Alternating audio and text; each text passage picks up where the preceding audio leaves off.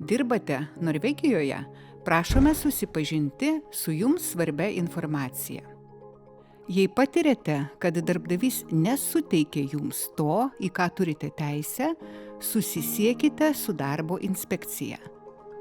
Mes patarsime jums, ką daryti, jei neturite darbo sutarties, negaunate algos arba atostoginių, gaunate mažiau nei privalomi valandiniai tarifai, dirbate per daug viršvalandžių, neturite būtinos saugos įrangos, patiriate, kad darbo sąlygos yra nesaugios.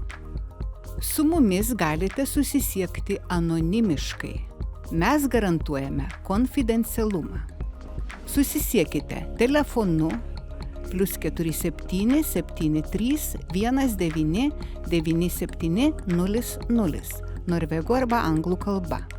Atvykite į vieną iš paslaugų centrų darbuotojams iš užsienio, esančių Osle, Stavangeryje, Bergene, Trondheime arba Širkenėse.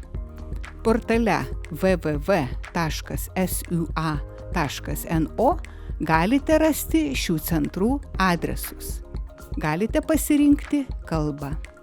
Daugiau informacijos lietuvių kalba portale www.knowyourrights.no.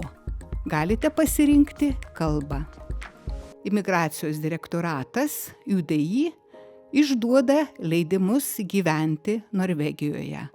Portalas www.udi.no. Mokesčių tarnyba išduoda norvegišką asmens kodą ir mokesčių išskaičiavimo kortelę. Portalas www.skatteetaten.no.